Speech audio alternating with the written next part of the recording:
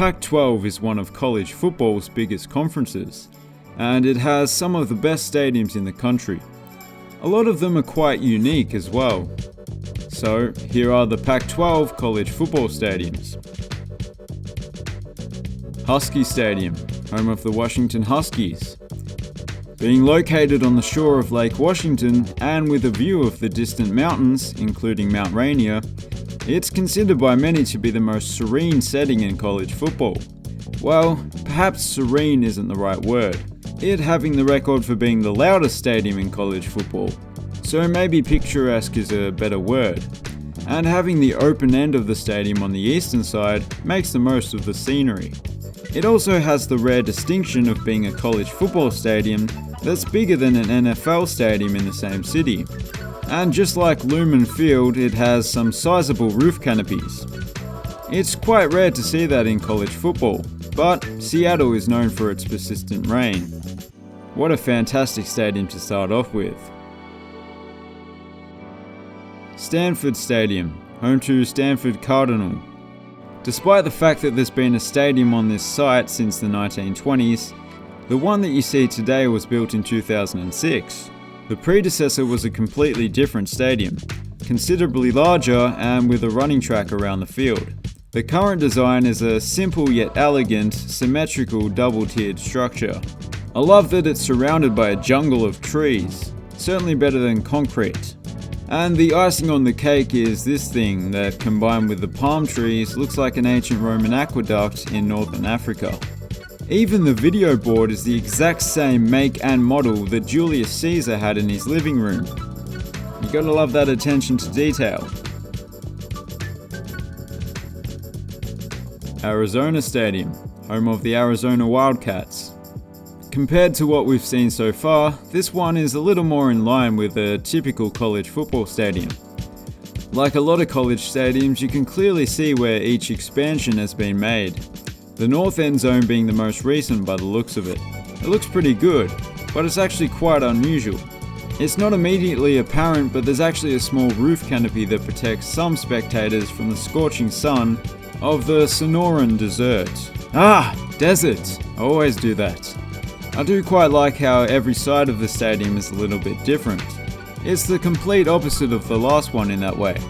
Now we leave that stadium in Tucson, Arizona for some California grass. The Rose Bowl to be specific. Home of the UCLA Bruins. Very few stadiums in the world can boast a resume as impressive as the Rose Bowls. Among other things, it's hosted 5 Super Bowls and a World Cup final. Both are pretty much among the top echelon of sporting events. As the name suggests, the Rose Bowl is a bowl stadium and hosts the annual Rose Bowl, which was the first annual football game to be called a bowl. Its simple but elegant design is loosely based off the Yale Bowl. Well, at least it was. It used to have the same sunken design as the Yale Bowl, with the earth coming all the way up to the top of the seating bowl. But it's clearly quite different these days. I should also mention the rather picturesque view. Marvelous. Rice-Eccles Stadium, home of the Utah Utes. There's a bit of an interesting story with this one.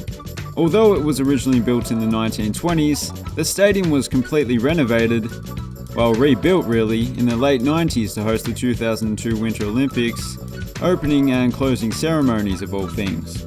The Olympic cauldron still remains. Much like the last one, the view is quite enviable. It's become a bit of a saying on this channel now, but every stadium in Utah has a great mountain view. Has good view of the mountains. Other than that, the stadium is fairly standard, but I should mention that the south end zone was just recently expanded, and it looks something like this.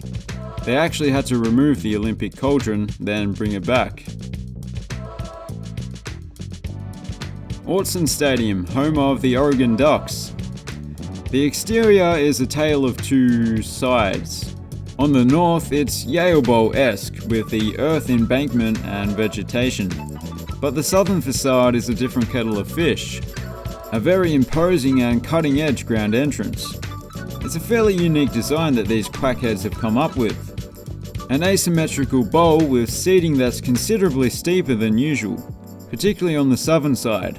combined with the roof canopy that helps keep sound in, provides for a more intimidating atmosphere. Although they are ducks, how intimidating can they be? Alright. Okay. The University of Oregon is famously the birthplace of Nike, so you'd expect the sporting facilities to be quite good, and they are. But Nike are actually headquartered in Beaverton, which is ironic given that the Ducks' arch rivals are the Oregon State Beavers, who play at Reza Stadium. Once again, having two sizable roof canopies in this part of the world is a welcome addition. I know that the Beavers are black and orange, but the seats seem to be more of a charcoal and orange, which might just be my favourite colour combination. The colours of the barbecue. Going through all the college stadiums, you hear about various items that have been buried under the field. A former dog mascot and a bulldozer, for instance. But at this stadium they found something that predates most bulldozers. Mammoth bones. I couldn't ascertain whether it was a wild mammoth or whether they used to be called the Oregon State Mammoths and this was their mascot. Either way, that's kinda cool. As mentioned, the Beavers have a rivalry with the Ducks, and the best thing about that is that the trophy they play for is a platypus. I love that. Not just because it's an Australian animal, but it's basically a cross between a beaver and a duck. Clever. California Memorial Stadium, home of the California Golden Bears. It's located in a spectacular location at the base of the Berkeley Hills near Strawberry Canyon, with San Francisco Bay not too far away. But it's not just the location that makes this stadium interesting. The all-white, neoclassical facade of the western side looks very elegant, while the eastern side of the stadium is built into the earth. And although it's hard to see, the two sides are actually separate structures. This is due to one peculiar aspect of the stadium's location. There's a freaking fault line running directly under the field. Yeah, they've even marked it out. Presumably so people don't trip on it and cause an earthquake? I don't know how fault lines work. It has something to do with the space-time continuum. That much I do know. Martin Stadium, home of the Washington State Cougars. It's the smallest stadium in the conference, but that's quite impressive considering the capacity is about the same as the town of Pullman's population. It is such a small place that the PA announcer is actually the mayor of the town. Martin Stadium isn't quite as spectacular as their fellow Washingtonian stadium. There are a lot of stadiums with a very similar design. It's a former horseshoe stadium that used to have a running track around the field, hence the rounded end. But some recent renovations have added a modern touch to it. Los Angeles Memorial Coliseum, home of the USC Trojans. If any stadium in this conference can rival the history of the Rose Bowl, it's gotta be this one. It's already hosted the Olympics twice and will do for a third time in 2028, making it the first in the world to do so. On top of that, it's been the home of close to 1 million different teams over the years. But only the Trojans were here from the beginning. The stadium recently underwent a renovation that cost over $250 million. But the overall design has remained more or less the same. It's such an elegant and timeless design, particularly behind the eastern end zone. Mixed with some of the more modern touches that were recently added, makes for a great stadium all round. Sun Devil Stadium, home of the Arizona State Sun Devils.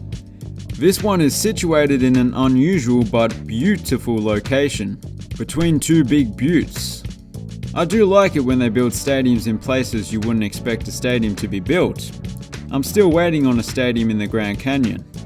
Just like the last one, it also recently underwent a renovation that cost about the same.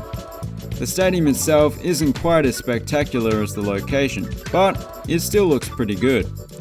The design's quite simple: a single-tier seating bowl, an upper deck on either side, and a mini tier of seating in between. And of course, you can always scramble up these buttes and get a pretty good view. Just watch out for the rattlers. Folsom Field, home of the Colorado Buffaloes. Located about a mile above sea level is this absolutely stunning stadium, with an equally stunning view of the mountains. The brickwork on the exterior is a little different. It's made up from various shades. It gives it a unique look and it matches the buildings of the rest of the campus. The roofs in particular make the campus, including the stadium, look like an Italian city. Very beautiful. Inside the stadium, I guess you could say it's a horseshoe design with a few added features. I particularly like this section in the northeastern corner of the stadium. You don't see something like that too often. It's one of my favourite stadiums, this one. It seems to have a bit of everything. And those were the Pac-12 stadiums. If you enjoyed the video, then why not subscribe? You probably won't regret it. Thanks for watching, have a good one.